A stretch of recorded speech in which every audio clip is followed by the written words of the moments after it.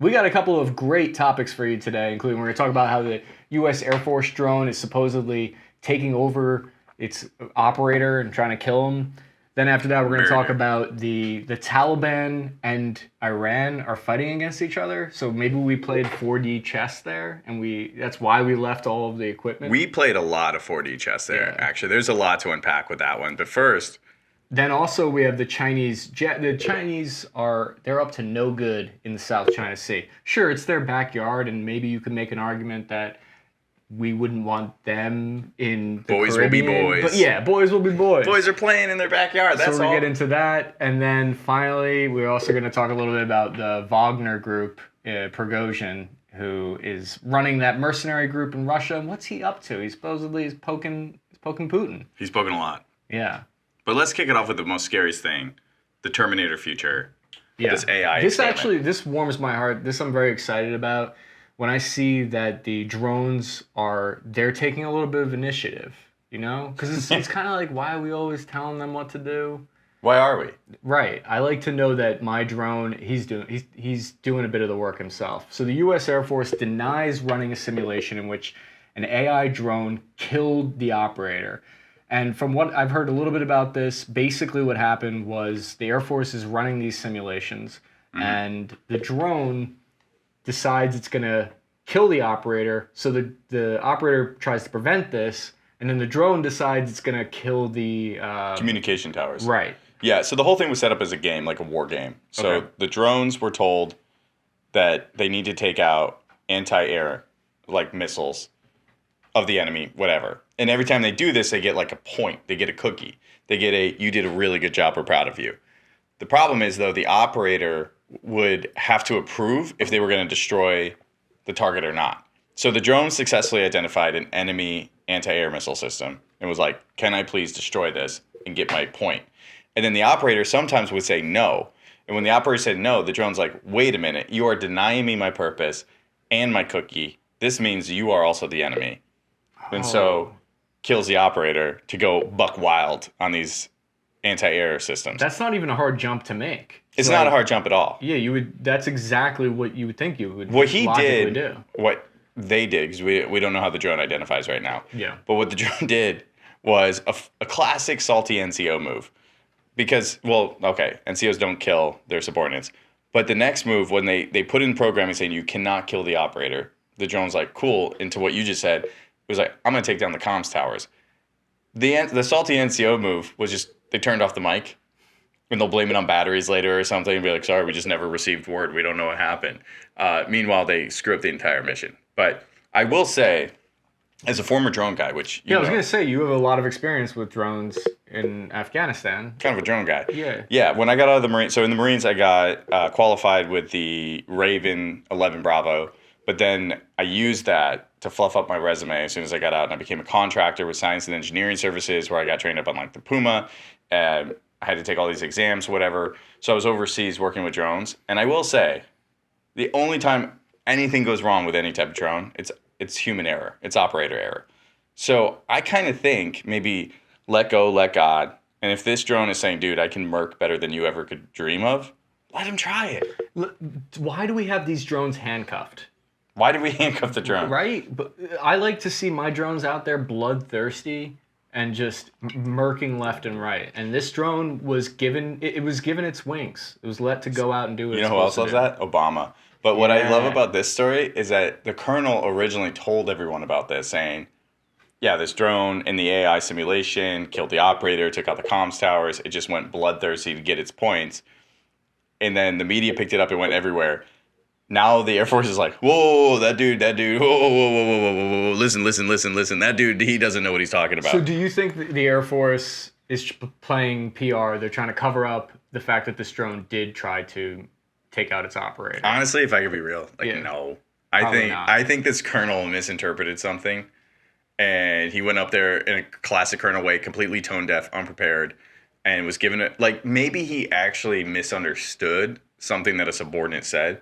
I could easily see that, a subordinate being like, well, maybe it would kill the operator. And he's like, oh my gosh, because he's not paying attention. Right. he's like half in it, half out. He just looks up and he's like, my God, Johnson, why didn't you tell me sooner? And you know that guy would be like, I don't know, I just thought like that could happen. And he's like, we need to tell the world.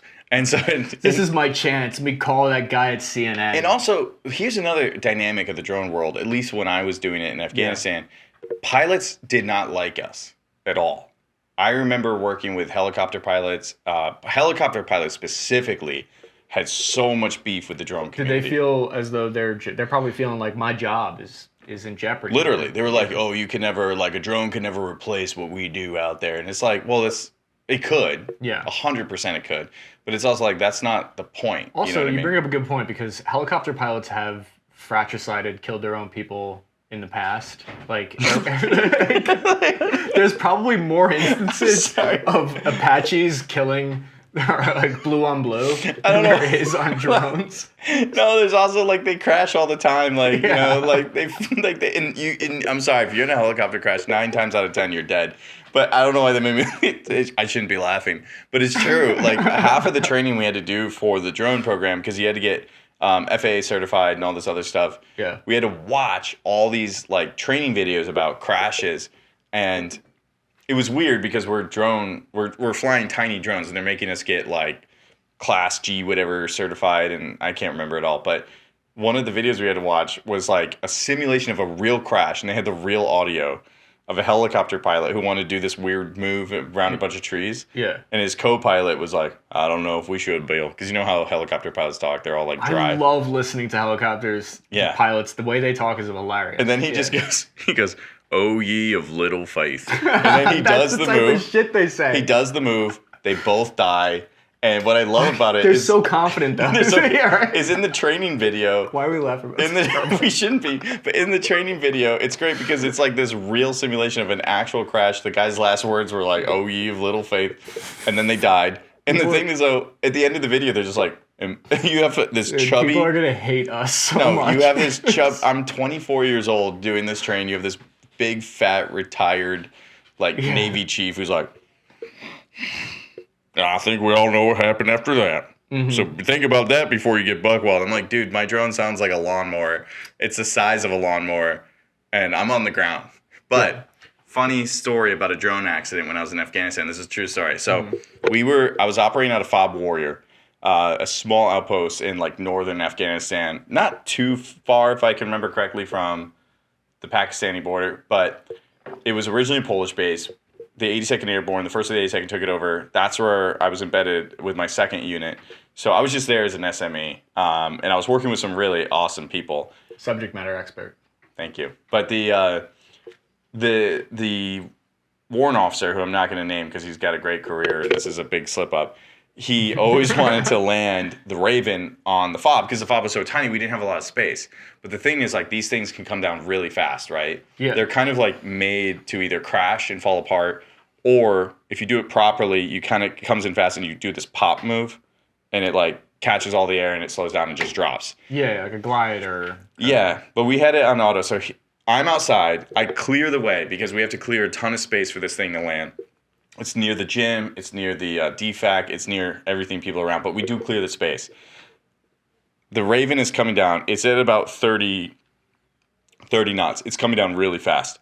So it's going to crash.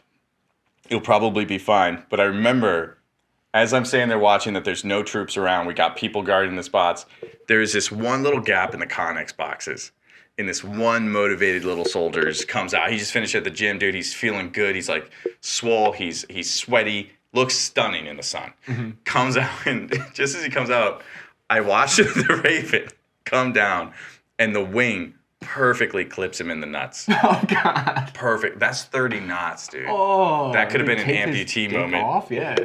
So he goes down hard. I had this weird moment where I kind of like, just earlier when I burst out laughing, similar moment, but then I sucked it in. Yeah. Because I'm like, is this my career? Am I going to get arrested in Afghanistan? Is it the warrant officer's career? So we run up to this guy. The warrant officer comes out. We looked at the footage. The last thing you see on the footage is his face. So the warrant officer thought he got hit in the head, which means he probably would have, like, honestly had a chance of dying. Yeah. But instead, he just got clipped in the balls. So I'm helping him up. he's like saying how he feels like he needs to throw up, but he looks at himself and he's like, I think I'm okay, and he goes, it was probably my fault anyway. God bless the military, right? Because you immediately like it's my fault, right? Because you got a warrant officer who's like, are you okay? Where'd you come from? And no, he didn't get checked up. He didn't like see medical. He just jogged away, motivated with probably. Honestly, that could have been 10%. He's probably sterile now. Right. Like, he can't have kids. And no, he didn't get 10%. There's no way. That's not service connected. No. He shouldn't have ran through the two connexes. Right? That's what I'm saying. Everyone knows that rule. You don't go through the two connexes because a drone could be coming down. Now, here's the thing. If that drone was AI controlled, right, it would have known, hey, I'm going to come down right here in this spot perfectly. But it was human controlled, which means a poor young man almost got amputated in his genitals. And that's the danger of drones, is it not? That you lose your genitals? Yeah. Well, if this simulation... They're out there after our Ds. But if this simulation did happen and the drone was doing that, I mean, here's what the chief of AI tests and operations of the U.S. Air Force had to say. He said, the system started realizing that while they didn't identify the threat, at times the human operator would tell it not to kill the threat, but it got its points by killing the threat. Exactly. Right, as you were saying. Yep. So we trained this. So what did it do? It killed the operator. Killed the operator because that person was keeping it from accomplishing its objective. But isn't this not... This is just the type of thinking that we already instill in the military. It's a toddler level of thinking. Yeah. So it's toddler thinking. It's basically... It's operating as it should. I think that... Here's my take on the AI thing with, like, everybody getting nervous about it and... One, like ChatGPT, all the AI we've seen for the most part, it can only do what it's programmed to do. It can only do what it's told to do. Yeah. It doesn't have a personality. It does not care. It's not like the Terminator where... This is thinking outside the box, though. A little bit. But the thing is, though, it was the way it was programmed originally. It's getting points. And it's told you want to get as many points as you can, right? Yeah. So that's what it's trying to do. Then when they said you can't kill the operator, it did not, right? It actually followed the program. So that's what it says. It says, we train the system, hey, don't kill the operator. That's bad. You're going to lose points if you do that. So what does it start doing? It starts destroying the communications tower that the operator uses to communicate with the drone to stop it from killing the target. Right. So these are, and again, this is all not real world situations. These are just simulations. These are the kind of simulations that will be able to program it to not do these kinds Exactly. Yeah, but it's only doing it because once it was given a parameter of like, you can't do this, it did not do it. Right. It found another way. Yeah, right? but at what point does it stop finding another way? I never wanted to. I want to see wonderful initiative, message to Garcia kind of action, go to Cuba, get this letter there. If we have to lose a couple of airmen in order to win a war... I mean, that's basically what Donald Rumsfeld said at the beginning of the Iraq War. Is it? Yeah, he was like, you don't get to go to the war with the military you want, nerds. Yeah. Like, because people were like, you've given us soft Humvees, we have no body armor. Right. And Donald Rumsfeld was like, fuck you. F you. Use that take. Use take F you. Yeah. But, no, I do think, but here's my other thought on the AI thing, is you have all these AI leaders, like the CEO of ChatGPT, you have Elon Musk, all these people saying it's dangerous and we got to, like, curb it. But I don't see them slowing down their own company's investment in it, and I don't see them slowing down the market for it. I think what they're trying to do is make it harder for new AI companies to come to fruition. They're trying to increase the barrier to entry. So I do think a lot of it's hype, to be honest. Yeah, General Mark Milley, I don't have the time pulled up, but yeah, the top levels of leadership at the U.S. military are talking about how AI is going to be the next 10 years. That's what's going to be transformative. Because you have all these long-range missile strike capabilities, and who's going to win in when the war is determined by who can strike fastest and identify the target first. It's going to be determined by computers. It's already happening in Ukraine. Right. Like, they're using drones. Granted, they're, like, really makeshift, like, wonky. You know, it's like you're taking a DJI Pro and attaching a capability to drop a grenade. Right. But it's working. It's causing massive devastation, massive damage. There's that psychological. Footage. There's a footage of the Russian soldier begging the drone not to kill him. Yeah. Right? It's already killed his friends, and he's like, please don't kill me. The difference is you have a human on the other side of these drones who's watching that footage and making the decision, okay, I'm not going to kill this guy. We'll just take him as a POW, which is the appropriate decision. But an AI drone would probably be like, I saw a nerd, and just drop the bomb. Do you know what I mean? Kill the guy. Like, just gonna. But that's also, the question is, does it turn warfare into a video game? where you don't have any real troops on the ground. It's worse than a video game. It turns warfare into a video game that is being played by a computer that you're just watching.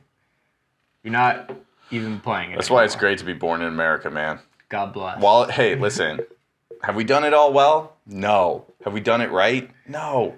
But while we're on top, I want to enjoy this roller coaster. So like we were saying before, the Air Force, to their credit, they do say that the colonel misspoke when describing the experiment, that this report went viral, that it didn't actually happen in the way that he's saying it did. But like we said, I think that was bullshit. But yeah, that's a weird pullback, right? Yeah. There'd be a better way for the Air Force to handle it. Instead of outright denying it, they could be like, oh, there's some confusion around this. It was actually like a wartime simulator ran entirely by humans. Like the AI also had human input, but are they saying that it never happened at all? They didn't even run the simulation? What they're saying, I think, is that he misspoke. What they're saying is no such experiment took place, which I don't buy for a second, because I hope these experiments are being run. I hope someone's out there programming and making sure that this stuff doesn't happen over and over again. This is the only way that they could make sure that this doesn't happen, right? So they're saying this colonel just completely made it all up? Here's what they're saying. He said that in the end, despite having been trained not to kill the operator, we never run that experiment, nor would we need in order to realize that this is a plausible outcome. He added that it was a thought experiment rather than anything that had actually taken place. Oh, like it was a bunch of dudes sitting in a room being like, so what do you think would happen? Yes. I mean, that actually sounds plausible, to be honest. Sure. It does, though. It does. Because the truth is, we're describing this AI as if it was a human, a toddler, going for the feel-good treats, but computers don't care about that stuff. They really don't. Well, they're programmed to care about that in this case, but yeah, I could But see where they're probably would just it talking. care, though, when the operator's like, that's not a viable target?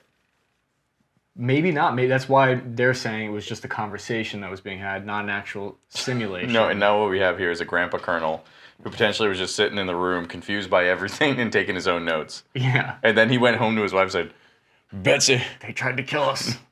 Betsy, this country's under threat. The next story, what's going on here is apparently the Taliban and the Iranians are clashing on their border. They're fighting each other. Yeah. Personally, you love to see it. That's You what I do. feel like. You love to see it. When two people that you hate are fighting each other, you love to see it. Well, we've been upsetting Iran with Afghanistan for a while because if we go back just a little bit, you know what they say, if you want to tell a story right, we got to go back. And in the edits, which we won't do because it's too much work, you go, Yeah.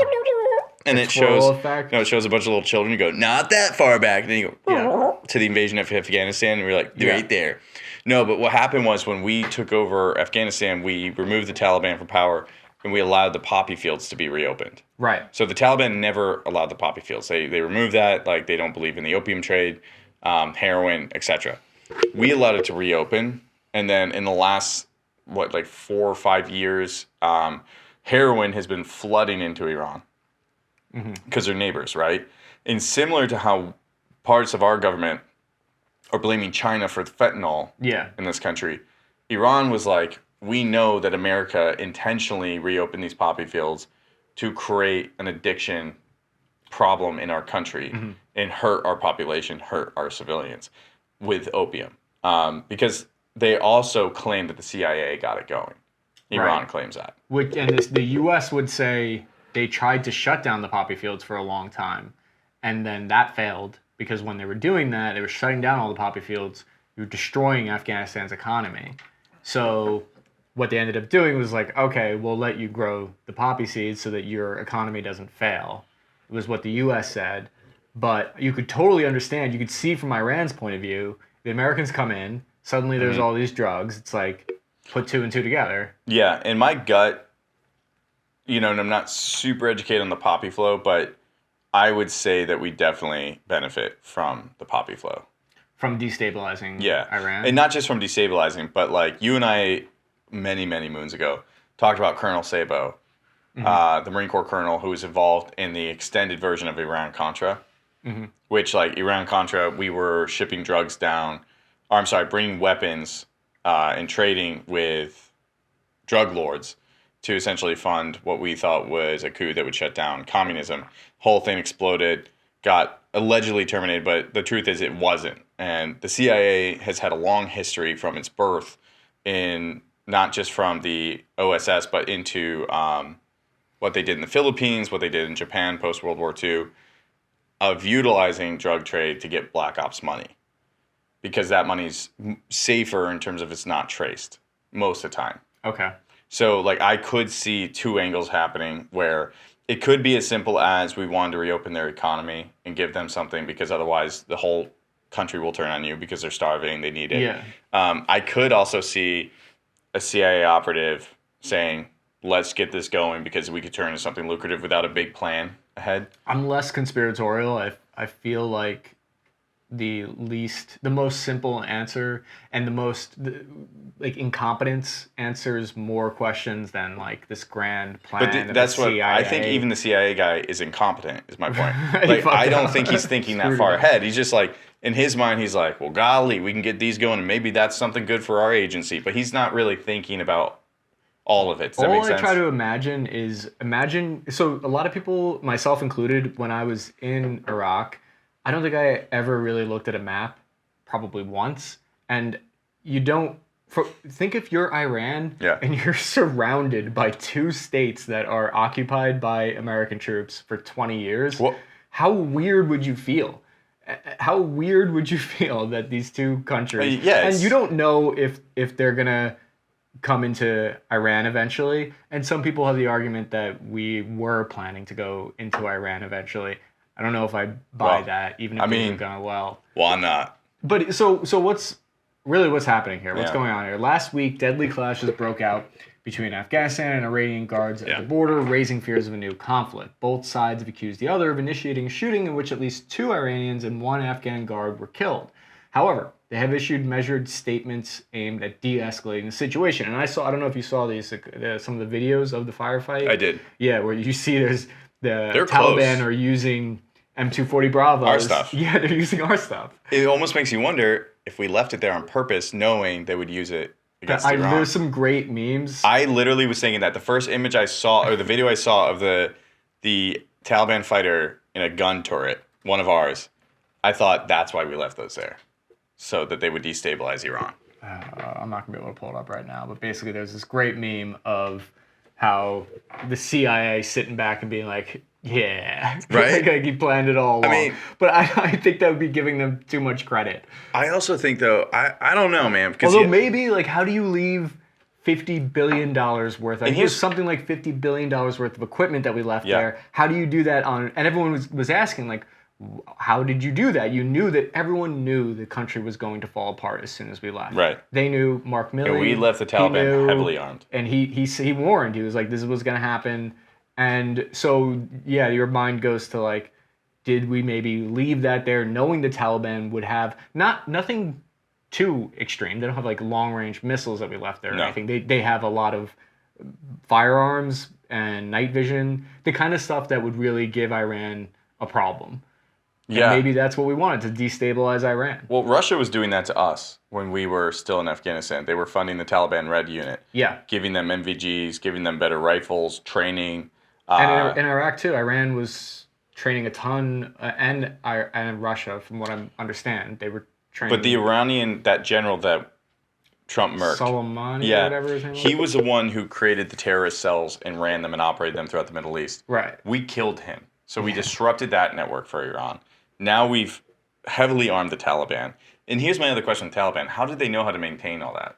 Because you already know, with any type of machine gun, it requires a lot of maintenance. Yeah. A lot of maintenance. Anyone who even operated a saw knows that. Like, and you don't appreciate it when you're in the military because you can always take it to the armorer. But think of all the times when you have to go to the armorer. What if you couldn't do that? That was one of the first things I thought when that guy who was blasting a turret, like he had the M240 Bravo at the Iranian stronghold, whatever. I'm like, whoa, how have you you know what CLP is? Like, you know how to clean that thing? Like, he's probably clearing jams every third round. No, you know what it is we left behind a few agents who were just like, hey guys, we're gonna teach you how to use this. Behave with it, or else we're gonna have another problem. Okay, we don't want problems, right? But it also makes me laugh at the amount of, I remember when we left, which was a tragic withdrawal, but the weapons we left, the amount of people who were like, they're going to use that against us. How? Well, they're going to build canoes? That's the interesting thing, is that we didn't leave a single thing that they could. No. But so we made sure to get all of the really vital things out. We made sure we did that. But curiously, we left like thousands, maybe a million. I did a video where I outlined everything that we left, but we certainly left a ton of ammunition, firearms, NVGs. Yeah. And I think we could have brought that back. That stuff I think could have come and the back. world conditions are working because the real reason why they're fighting is over water. Like, there's a drought, So here, right? the reason for the clashes are still unknown. Oh, really? But the shooting at the border between the Afghan province, between them, come as earlier this month, the Afghan Taliban rulers restricting, as you're saying, restricting the flow of water to Iran's eastern regions in violation of the 1973 treaty. So I didn't even know apparently they have a 1973 treaty. Probably with the old government. People think that water is a resource, and we used to fight over oil, but oil is less of a big resource to fight over now. So something like water is a big deal. And this is what I think the Iranian president says: we will not allow the rights of our people to be violated. So they feel like their water rights are being violated. I think it's in the Helmand province. There's a river that I believe goes, I forget who's upstream. But this is something that's very important with like geopolitics, is who is in the upstream position. Who can control it. Right. Right. And I was just thinking though, it's like, the Taliban have it tough right now, man. I feel bad. They got their country back, right? Mm-hmm. But now they've got ISIS attacking them, Al Qaeda attacking them. They have Pakistan right at their border, and now they have Iran giving them sass. Did you see the articles about how the Taliban, now that they're actually having to just run a country and not do guerrilla warfare against us, they're bored and they hate it? Think about this. You were like, maybe you're 12, you get recruited into the Taliban because you want to take your country back. You grow up in intense warfare against some of the best trained military in the world. Yeah. You survive all that because you're a salty son of a gun. Yeah. We finally leave. You think you're going to be king of the castle. Now you're sitting at a desk doing typing work, and you have to sweep a lot and clean a lot. Welcome to the military, dude. It's garrison. You're garrison. Wartime's over. That's right. So now they're trying to start a fight with everybody. Oh, they're a peacetime terrorist group. They're a peacetime terrorist group. It's the worst. And I remember... I feel terrible for the Taliban. Dude, I remember... Okay, I put that on record. I feel bad for them. They're in peacetime terrorism. That's the worst. When you and I were in, it was always wartime. Yeah, I got out as soon as it was peacetime. I remember I had a gunny telling me, he's like, you guys will hate... Because he was in the 90s. He was in the first Gulf War. You know what peacetime people do is they march. Peacetime militaries they just focus on marching. So imagine Uniforms. a peacetime terrorist group. They're probably just reading the Quran all day long. They're like, did you read your Psalm today? I don't know if this is racist to say. I'm gonna have to cut this, but like that's probably what the Taliban is doing. They're just doing their like prayers. Listen, here's what's happening to the Taliban right now. It's the same thing that happens to the U.S. military in peacetime. Right now, they're having arguments over uniform standards. You have people who are trying to move up in the ranks by creating crazy rules that never existed, like you can't put your hands in your pockets, you can't chew gum while walking, umbrellas are feminine and men can't have them. Yeah. Like, I'm telling those are real rules, by the way, in the military. I did not make those up. And you know those rules happened during the 80s. Yes. Absolutely. After, like, you had a bunch of... Remember well, we don't remember, but there was the boot shining period that everyone... Gotta have the glossiest, like the spit shine, like you can see your face in it. Yeah. Which, like, look, I'm just curious what the Taliban's gonna be in 5 years. So like a U.S. troop gets there, and all they have is some Taliban's like, "What's up, man? Anyways, this place is bullshit." Well, let me ask you a question. Yeah. How long do you think before we are fighting alongside the Taliban in some conflict? I just don't think they're very good at it. So it'd be more like we're holding their hand and babysitting them. Right. But I gotta give them the credit that they populate like rabbits, because the U.S. military murked a lot of Taliban, and somehow they continue to keep coming. Right? Unbelievable. Took the country back, ruined their potato valley, though. That's a whole different topic, but, like, yeah, that's a different thing. Let's see if there's anything else here. The Iranian officials have repeatedly blamed the Taliban for its disregard of international laws and borders. You would think that they would have some respect for that. No, but think about it. That'd be like if I'm like, you know who I'm really upset with? Who? The Bloods and the Crips, constantly disrespecting our laws and our rule of code. Dude, the raccoon outside my house. Yeah, you're talking about a terrorist organization. This is okay. So what is the Afghan-Iran water dispute? The Helmand River, which is more than 1,000 kilometers long, flows across the border. I think this is going to maybe tell us who's upstream. Is being dammed on the Afghan side. So the Afghanis are withholding the water. Right. Yeah, they are controlling the water. But so this is what, it's funny because you see this happen everywhere. So China, for instance, and India, their border, there's a river that goes across there. Into India from China. Right. And from Tibet. The Oh, Tibet wow. region. All the way. Okay. So what China's doing is they're creating dams and they're saying, we're not trying to control the water, we're trying to generate electricity. And that there's probably an element of truth to that. So Afghanistan, I believe they need electricity. I don't know, shot in the dark. Things have been pretty bad But there. at the same time, yeah, I could see where Iran it's called. So a drought problem in Iran for some 30 years has been worsened over the past decade. I can say, as someone who spent time in Afghanistan, they need electricity. Right? They aren't good at it. There's not a lot. They're not good at it. We built them. I remember when everyone knew. So at first I spent time in Kandahar, at Bagram. I was actually at Bagram when the riots started, and then Fob Warrior. And everything in Afghanistan was a soft structure, meaning it was like a temporary build, right? Like when you were in Iraq, those FOBs were built up, like permanent structures, concrete, poured, custom built, whatever. The big fobs. Not the outposts. Correct. Not the cops or anything. But when you were in Afghanistan, everything was soft. The few and random hard buildings that were built, which everyone knew was a complete waste of money just to get contractors paid, we built these crazy structures for the Afghanis, but they didn't know how to use it. They didn't know how to operate. So, like, I was talking to a contractor who was working on one of those, and I was asking, like, how are the Afghanis using it? He's like, dude, they brought barrels in to the nice building that we built, made bonfires, and just squatted around smoking cigarettes, being like, what's up, dude? Life's fucking chill. Even though it had heating? They didn't care. They didn't know how to use it. And also their life was, like, simple in their mind. They're like, why do I need all this? We didn't ask for it. Right. We'll use it. But we don't know how to turn things on and off here, because it was like, it'd be like if you and I, if all of a sudden someone's like, hey, gents, we built you guys this hydraulically powered blah, blah, blah fuel. And like, I got you an F-35. Why don't you just jump in? Enjoy it. Yeah. Like, we wouldn't know what to do. So, yeah, I think that Afghan trying to get electricity is a valid thing. I also could see the Taliban hating Iran, because I'm sure Iran played games with them. I would like to know, in a hypothetical, if Iran or the Taliban would win in a fight, because we saw how poorly Russia performed and the equipment that they had. Yeah, it turns out Russia sucks at war. Right. I'm almost wondering if the Taliban is now better equipped than the Iranian military. I think they're better equipped, but I have a feeling the Iranian military is better trained. Probably way bigger too. Yeah, and more disciplined. Right. But you never really know till you know. So Iran, we're gonna see how you counter this. Who are you picking to win?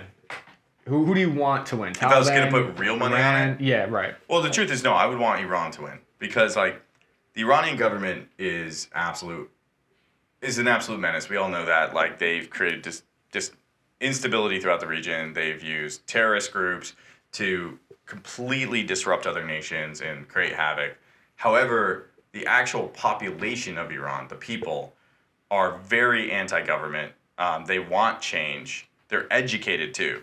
They just, every time they protest, which they've been doing recently, they've been, like, in the streets protesting. The Iranian government's been killing protesters, executing them. But the Afghanis, on the other hand, they don't have, in my opinion, the same potential as the Iranian population. And I think if the Iranian population could get the government that they wanted, they would actually be a better neighbor to Afghanistan. It's a really interesting Whereas point. I think if the Taliban continue being in control, they're always going to be an awful neighbor to whoever they're near. Do you know what I mean? Like, they're always going to be a nightmare. The Iranian people clearly want something different. Do you ever watch Shameless? Yeah, most of it. All right. The Gallagher house is Iran. Right.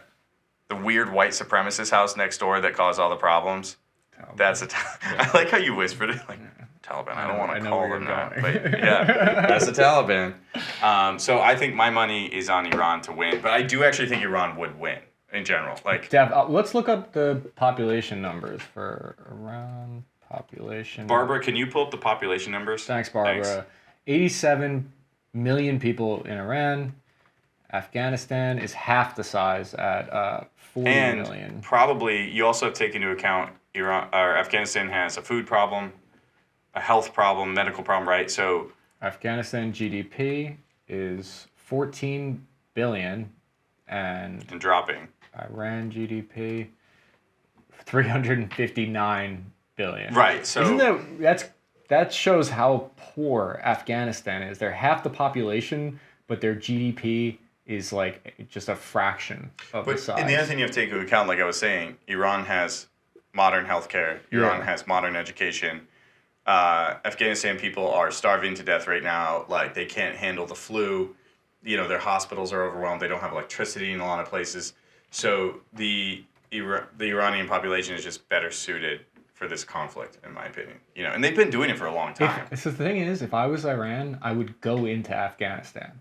You know, Why? like, what's stopping them at this time? Dude, why did we even go there? The soil is toxic. Everyone who goes there just gets messed up. Us, the Russians. True. It's a good point. It's not just leave. Maybe I should. All right, fine. I take it back. Pull the troops back. We're not. I think if we're not anything, going in. even Alexander the Great couldn't conquer them. And actually, when I was in Afghanistan, No, he was the only one that did. I thought. Or did he stop there? Pull that up, Barbara. Barbara, did Alexander the Great conquer Afghanistan? I thought he did not. He did. Oh, never mind. Take it back. He's the only one who could do it then. He got up to India, and then he went back. And, got killed when he was 30. He was the only one, though. He was like, when I was in Afghanistan, I actually saw an original structure from that conflict. Which one? From Alexander From the Alexander the Great. Really? Yeah, it was made of, crazy. Rocks and mud and stuff, but it was, historical. Really? And, yeah, it was cool. And what sucks about it is you're just like a 25-year-old contractor, and you're like, that's so sick. Anyways, guys, they're doing crab and steak tonight. Like, you don't even take it all in. Do you know what I mean? Yeah, if I had seen it at that age, I wouldn't have given a shit. But now after I've listened to Dan Carlin Hardcore History, I'm like, I would love to see that. Let's go back, dude. Should Me we? And you. Let's go. I bet you the Taliban will forgive and forget. I think you can go back and visit Iraq, but I don't know if it's Americans cool to are go to doing it. There's that guy on Barstool who's been posting videos. I have no interest in going to any of those conflict zones. I don't think they have any interest in us going there either to Afghanistan. I don't think they want us. You don't think the Afghanis are looking for American tourism? I don't think so. Well, their food's not that great, so we won't be there anytime soon until they get some Michelin star restaurants going. But let's talk about a country that really has some might, some power. I'm talking about America. China and America fits that bill also. China. So this just happened recently, and everyone's talking about this. It went viral, where I don't know if you saw the video, but a Chinese jet aggressively maneuvers in front of a U.S. plane. We're gonna watch it. Oh, look! So that's a Chinese jet right there. Yep, I think it's a J-16 fighter jet, and we're in. I think it's a surveillance radar aircraft, and it's gonna. This is sick. That's so cool. It looks weird. It looks like it does a 360. Did he just blast off and basically shake the plane? Yeah, he did his. I don't know if they have a name for it, but the exhaust from the jet. The Americans went right through the jet stream, so there's all this turbulence. That's why the plane was shaking. Right. Dude, honestly, all that makes me think of is Top Gun. But he's like the Chinese Tom Cruise. The Chinese Tom Cruise. He's Chinese Tom Cruise, man. You know what? When these things... look up who is the Chinese Tom Cruise? Yeah. It's going to be that guy. What were you saying? It's just Tom Cruise. It's China. Tom Cruise is the Chinese. No, I was just going to say, though, something I've learned about, fighter pilots, the guys who... they're highly competitive. Mm-hmm. They draw dicks in the sky. Ding-dongs in the sky. This is a reference to a few years ago. No, it just happened again recently. Oh. They do it all the time. It's dude, it's an international trend. It's hard not... how could you... It brings the troops together. Yeah. Last time we met, we were talking about, if veterans could actually talk to other vets, I think a lot of conflict would be pushed aside because nobody wants to, kill the young generation. But I also feel if a lot of, fighter pilots from different countries could get together and talk about their favorite ding-dong drawings, all of a sudden they'd be like, I don't want to kill this guy. But when I see that, there's two things. One, there's a whole international whatever. But the other one, I could even imagine that fighter pilot did that completely on his own because he's got that personality of a fighter pilot. That I think they're testing. I think that they were probably given a directive. This is actually something I was thinking of when I saw this. I was thinking the same exact thing. Like, did this pilot just take it on his own accord? Yeah. To see, he sees this American airplane and he's just like, I'm gonna fuck with them. Right. I'm not gonna cause World War III, but I'm gonna fuck with them. But and I shouldn't have cursed, but probably what happens is because when we're in the military, we would have like a ramp brief or whatever, and they give you your ROE, your rules of engagement. So you got to figure that this is a top-down directive from the Chinese military because they have the commissaries and their military system is very political, where their leadership has a political element to it, which I think in their case might actually have a benefit because so much of what they do has these kind of political consequences to it. Where I think they're told, if you see an American airplane out there, then this is what you do. You blast them with your, whatever it's called, your jet stream. Were we in their airspace? That could be like a sex move. Blast them with your jet stream. What were you saying? Wait, were we in their airspace or were they in ours? So this is what people get upset about. I'll read the first paragraph. A Chinese J-16 fighter jet flew directly in front of an American surveillance plane flying in international airspace over the South China Sea. So it's almost a paradox. It's technically international airspace because I don't know enough about this, but I think international airspaces those lines were set up I bet it's like after World War II. Yeah. And basically I'm sure these lines of international airspace were drawn, they would argue, by the United States. So, and then they could argue we never acknowledged this or agreed to it. It would be like if right off the coast of Long Island, a Chinese fighter jet is flying and is like, we would definitely sass them up. Right. Even if they're technically in international water, we're not going to let them just... And I'm sure someone's going to correct me as to why that's not a good analogy, but it feels like that's a good analogy. No, it's similar. It'd be like off the coast of California, right? Like over the Pacific somewhere where they're getting a little close, but they're not technically in our space. We're definitely going to do a show of force to say we... Wait, if you did it, but what if you could search what each country views their airspace as? And China is half the globe. They view as they're their just airspace. like, this is us now. And Putin is also half the globe, the other half, and they're fighting over their imaginary halves. I guess a certain distance off their coast, like. What I would want to do is I would want to know. That's Japan right there. And then you have this Korea. Is their airspace.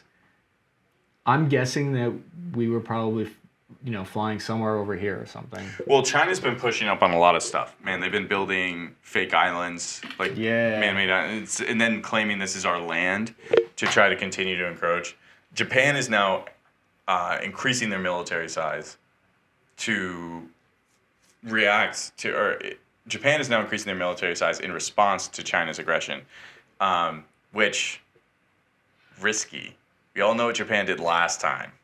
Do we want to give them that power again? But now they're on our side, so I think we unleash it on China.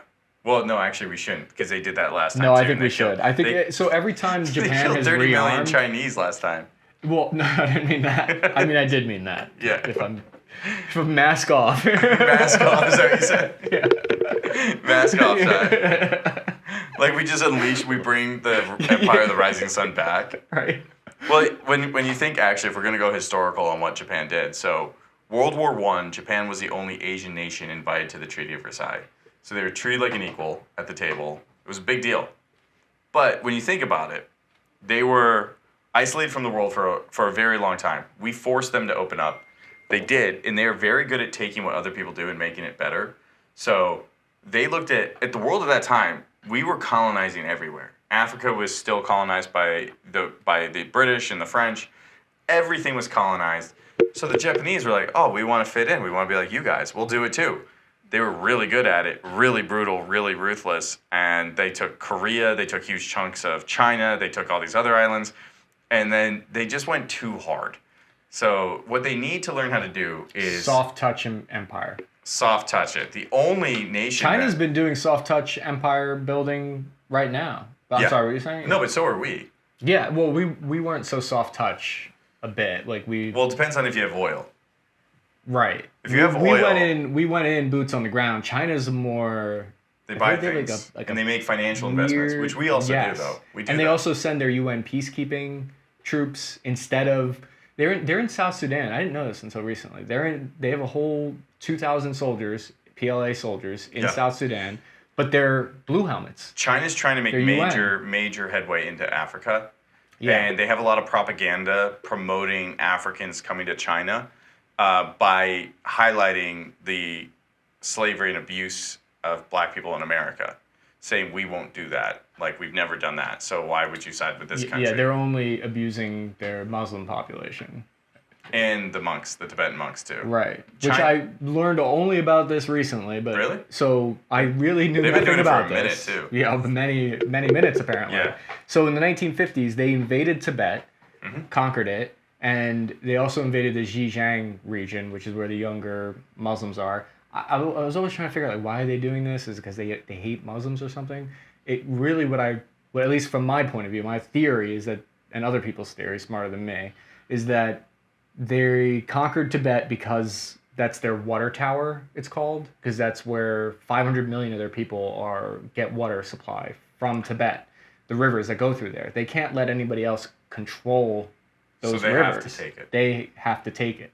And then the Xinjiang region it's like, Manifest Destiny in the United States. Yeah. It's that same concept, but in China, where they have to extend out to their natural geographic boundary so that they can have security from their perspective. So they conquer Xinjiang region and murk and put all these people in prison, much like how we kind of... I was just going to say, you know what? At the end of the day, you start to realize, wait a minute, we just become best friends. Like, you guys got Manifest Destiny too? You guys also like to conquer resources? Like, what?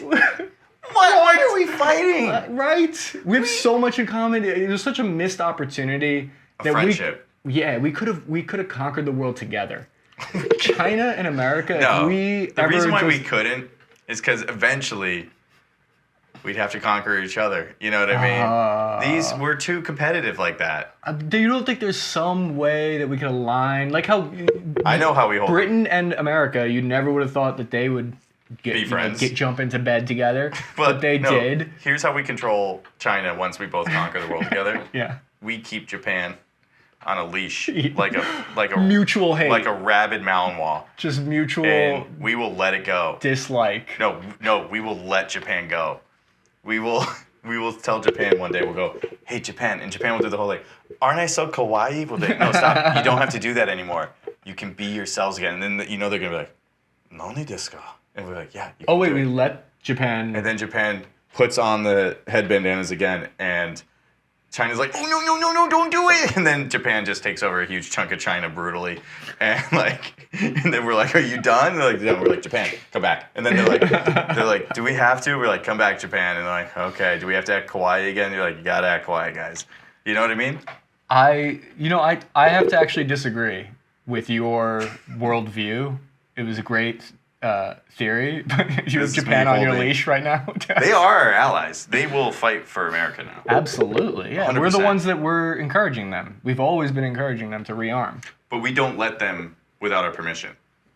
They're not allowed to without our permission. Right, because of their constitution, it's baked in. Because they kind of went too hard. Yeah. They went way too hard. And so now they need a mentor of colonialism to teach them how to do it the right way. Now they're this is what happens when a country isn't able to do Manifest Destiny, like how China was able to, how Japan America was able to. Islands. They had everything. Japan wasn't able to do it. Well, they weren't able to conquer their region, and they weren't able to take over China and all that. And so now what we see is they have to import everything. They're a very vulnerable nation. Yeah. It's population decline, massive population decline. Yeah, that's why everyone thought Japan was going to be bigger than the United States, much like how people think. That's a whole different conversation, but it actually goes back to their 80s economic crash and how they tried to bounce back from it. They took all the wrong steps. Completely killed a whole generation of getting jobs, but That I digress. Oh, here, this shows us exactly where they were. It's. Oh, you my were hard pretty drive spot is on, though. Because this is where everything always happens in this area in the South China Sea. Oh, this is right off Taiwan, too. Yeah, and this is China right here. And everyone just kind of futzes around in between, and they're just sort of... So we're all doing it. Playing dick slapping around there. I just imagine... No, the way it goes is like we're constantly going to the urinal next to each other and just whispering shit talk at each other. Like, you stupid piece of shit, motherfucker. And then one of them goes like this. I thought about this recently. If you really want to start a fight in a bathroom, you're at the urinal next. Let's say you and I are urinating next to each other, and I just look at you. You kind of notice, and then I go, and I spit on your ding dong. There better be in an angry international treaty to stop that from happening. Yeah. So all we're doing is trying to spit on each other's ding dongs at the urinal in Taiwan. Do you think China would actually invade Taiwan anytime soon?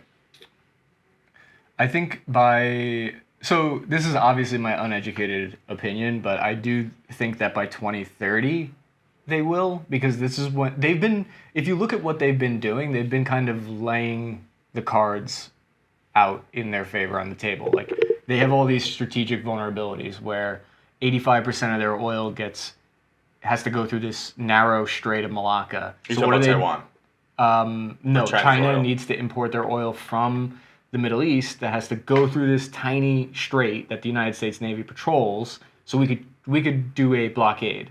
Or we could do what we did to Europe and sabotage it. The pipeline that we blew up that Russia had. Right. Something, yeah. So we could sabotage that 85% of their energy imports. So what they've been doing is they're like, okay, we created a pipeline to Russia. Now we get a percentage of our oil from Russia. We create a pipeline through Pakistan, and we fund that. And they've been doing all these different... So you're saying they're slowly setting themselves up to be less dependent on one source. So that way, if they were to take action in Taiwan and we cut that off, they're like, we're fine. We already have multiple other sources of fuel. Exactly. And not just fuel. You see it with rare earth metals. They're doing this. The United States is doing the same thing, but I think both countries are preparing. Do you think that's why China's investing in Africa so heavily?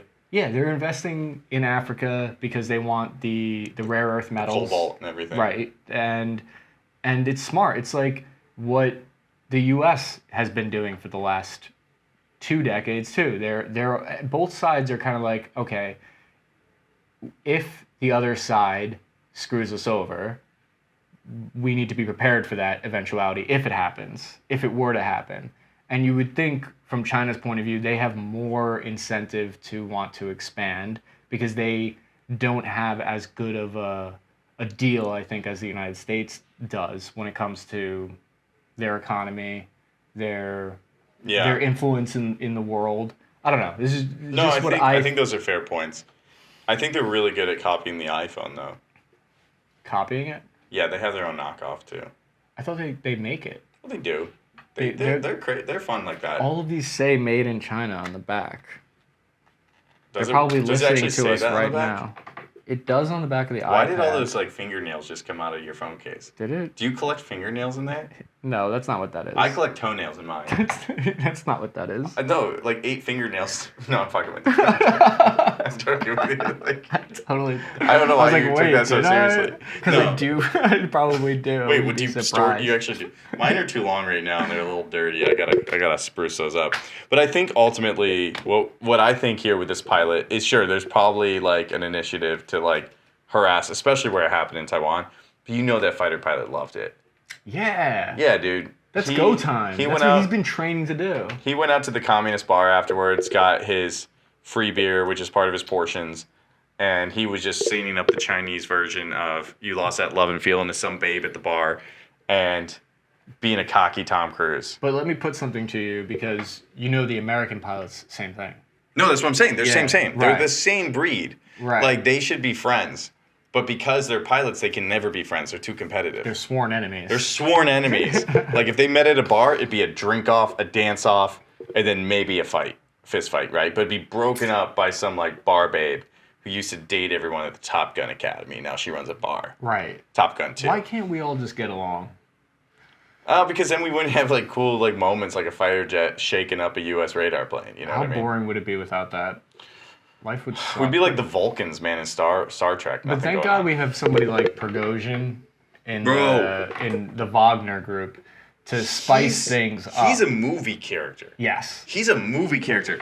I never realized the extent of him. I mean, he's the most powerful oligarch in Russia, other than Putin. Like, every other oligarch in Russia has to bend to Putin, or else they fall out of a window. He's the only one, because he has so many loyal fighters under him. He has a layer of insulation for Putin, which makes him run his mouth a lot. Publicly, too. In the international forum. No other leader in Russia does that. He's the only one. What do you think his end game is? Is he trying to? Because Putin, he's getting up there. I guarantee he sees Putin being weakened, right? Like, this whole Ukrainian debacle is really bad for Putin. It's bad for his image in Russia. Now there's been drone strikes in Moscow, right? Bad for artillery strikes, and even there was that freaking incursion. Like, yes, yeah, that's crazy. I'm telling you that. How do you pronounce his name again? Prigozhin. Prigozhin is seeing an opportunity for him to take Putin's spot. Even though Putin does have like a right-hand person that he's groomed to replace him, I think Prigozhin thinks in his mind that doesn't matter because he have that guy executed, fall out of a window. Yeah. But he can't go after Putin directly. No. Like, he can't. Putin has too much protection. Putin's too powerful. But at the same time, he's taking shots at Putin publicly. He's the only one who's doing it. Yeah. And so I think he sees an opportunity for him to rise to power within the Russian He's not system. exactly taking shots at Putin as much as I think he's taking shots at the Russian Ministry of Defense, Defense Ministry. Which is Putin's war, though. Right. Right. Yeah, but I guess he'll you're never right. say like he'll never say Putin's screwed up or like. But do you think he's talking shit about Putin's military? But he has to know that the world is taking it. And you're right. Like, if anyone else said that, they'd be dead. Correct. Yeah. And I'm saying he has to know when he's doing this stuff that it's making Putin look bad. Right. He's making Putin look bad, and he will say things that are in a weird way, because I've read about it. Like, sometimes he'll say things that are implying that he's talking about Putin. Right. And then say, like, no, I wasn't. Yeah, I wasn't doing that. Wait, isn't he, though? But here's my one question. How many men does he have under his command?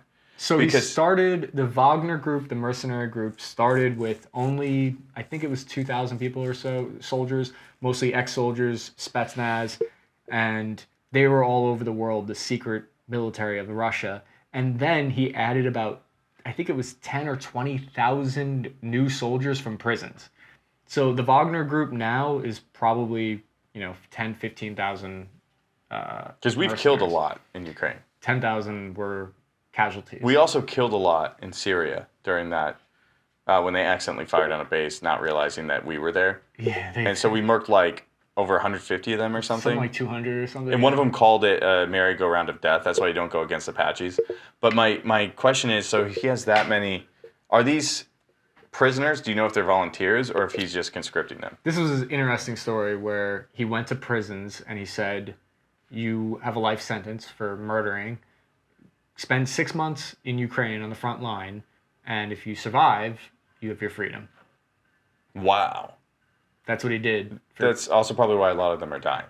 They were the ones that were used as the front line fodder. Just like, the contract soldiers or the guys who signed up, they would be sent in after. They would first send in all the prisoners. Just like, here's a rifle and a couple rounds. Just like that movie, Enemy. What was that movie? Enemy at the Gate. Yeah, it was like a Soviet mentality. And they would basically do like recon. I guess we would call it recon by fire, but it really is more accurate to say recon by bodies. You just send bodies out, and you see where the Ukrainians are shooting them from, and you're like, oh, okay, we know all their positions. Right. I used to do that in Call of Duty. Yeah. No joke. Like when I used to play when I was going to college after the Marines for a little bit, it was Call of Duty Modern Warfare 2, best version ever. And I would, on my mic on my Xbox, just turn to a random player and be like, I need you to run down the middle and shoot in the air. And honestly, like 9 times out of 10, the dude would be like, all right. And he'd run doing it, and then they get shot. I would do my dumb jokes being like, no, we lost Thompson. But now we knew exactly where the enemies were. And it changes the game a bit. So, sacrificial lamb, who's going to regenerate soon anyway. But I think my guess is that he wants more power in Russia. That he probably also knows that he can't continue fighting weird proxy wars forever. Like, no. He's thinking, what's going on after this? And personally, I'm bored with Putin. You know, he's been in charge for over you mean keeping 20 Putin? Years. Yeah, I'm saying get another strong get rid guy of in Putin. there. Yeah. Get another. For a moment, I thought you were saying I'm on board with Putin and I want to keep him around and I love what he's doing in Ukraine. And I was like, oh, dude, I can't be on this video, man. Like I This can't. took a left turn. This took a dark turn, dude. Yeah, no, I agree. I think, but it's crazy to me that Putin hasn't been overthrown already, considering everything he does, the people he murders. The power he holds is insane. I mean, he even puts fear into the oligarchs who are super ultra wealthy. But this guy, I think, does want either he wants to be Putin or he wants someone in that position where he feels he has an upper hand on them. Right. Versus Putin definitely still has an upper hand on Wagner Group right now. Like he could still, execute him, get him out of window if he could get close enough. That's the thing that I don't understand sometimes is like if so this is the common picture of what's happening over there. We have the perception that Prigozhin is on Putin's no good list, like he's talking crap about him. Right. And so why doesn't Putin take him out? Does Prigozhin hold that much influence, I'm guessing? But then there's also like Sergei Shoigu, the guy who's his defense minister. He didn't fire him. And that guy is technically responsible for everything that's happened in Ukraine. It's just...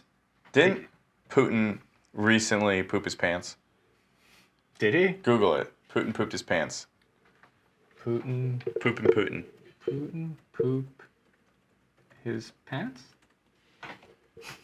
Yep. See? December 8th, 2000. Oh my God, it's in Forbes. Yeah, he pooped in himself. 2022. Well, there was at least a big rumor. See, the Kremlin had to deny it. Yeah. Did Putin really fall down and poop himself? Ooh, his health might be bad. Right. So here's what I think is happening. Putin's getting, lay it on me. He's getting mentally deterred because he's physically aging and getting weaker. He's having weird bouts of IBS now where he's pooping himself after a quick slip and fall. But can you imagine that? The guy who pushes any opponent out of a window has a little slip inside the Kremlin, falls down, and everyone just hears this little and they're like, oh, what's that? And then they hear like real sloppy. They know he pooped himself. Right. Stinks real bad. Yeah. I'm sorry, man, but you're going to be a little shook if you're Putin. Right? Probably. You're a little shook. So right now he's questioning himself. He needs these people still now. He's too scared, man. Go on his own. Yeah, Putin be pooping. If you're pooping yourself and you're in charge of a country, it's probably not the right time to throw out your mercenary. The last time I pooped myself was in Afghanistan. I was awake for over 24 hours. I was getting on a helicopter to come back to the States, and I had what I thought was a little toot. Yeah. It wasn't. I had to go in a porta-john and throw away my underwear and clean myself. And I'll tell you something, Chris, in that moment, I thought, I can never conquer the world. I can never be a world leader. Before that, I thought, I have what it takes. I could run for president of the United States. Damn my history, I can do it. Mm-hmm. But after that little poop incident, I realized something. I'm human, I'm fallible, and I'm scared. And I just need my mom and my pen pal. That's it. And for my dad to stop shaming me for when I learned how to masturbate at the age of like 12 or 13, whatever it was. I think that was a really important... It seems like that was a pivotal moment. It was. It's for another day. What do they call it? A life-shaping... I don't know. It's just core memory, at least. Yeah, core. It's a core memory of my dad yelling about the tissue usage in front of my whole family. And then I got a chip on my shoulder and I joined the United States Marine Corps, which led me here. Isn't it weird how little things like that really do set... Like, it sets... Well, I think I told you the story of how some kid in college called me out. Because I used to be that insufferable guy that would always, like, defend the Iraq War. And was, like, just basically doing... Is that because Sean Hannity talking points. No, before. Oh, it was before you deployed. I was in college for 1 year before I dropped out and then went into the Guard. Yeah, so... So some kid called me out. He's like, if you support the war so much, why don't you go? And I sat and had one of those moments where I'm like, oh, I'm I'm full of it. Yeah. And him calling me out led to me being like, maybe I should talk to a recruiter because I'm a little bitch boy. A little baby boy. Yeah. No, mine was the opposite. So when I went back to school after the Marines, I remember being in a class and there was like a version of you who hadn't served, and he was in there somehow he like forced the conversation to be about the war and stuff.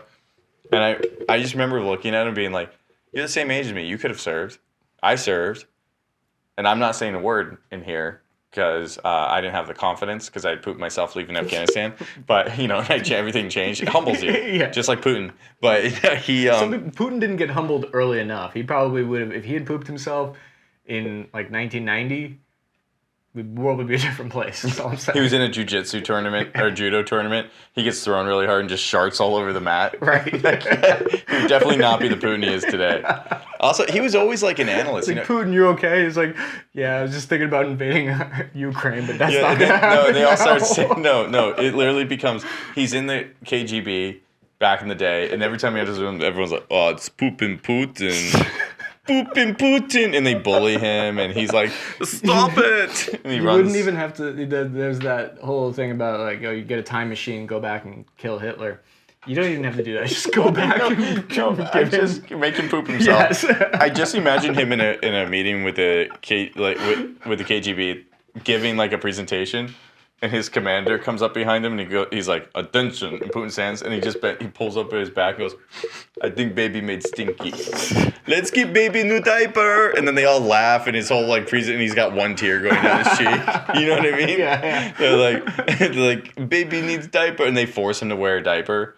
Oh man, the good old days. Well, I think this is a good synopsis of everything today. Yeah. We solved AI. We solved did. the water crisis in Afghanistan and the conflict between Iran. We solved, the Should Chinese... that be our format where we pick 4 things to solve? Yeah. Like really big and really difficult problems, and then just with our magnitude of just knowledge and intelligence, we Take it solve up, package it up, send it to Biden and the team. Yeah. Let's get it done, boys. And let's also send this to China to let them know we see you. Mm-hmm. We respect the game. Because look... Game recognizes game, real recognizes real. I don't know if game recognizes game is a real phrase. And we could also reach out to Putin. Dude, everybody poops themselves once. You need to just, like, let it go, dude. I'm glad we were able to solve these problems today on 2 bros, 1 bunker. Let's end diabetes.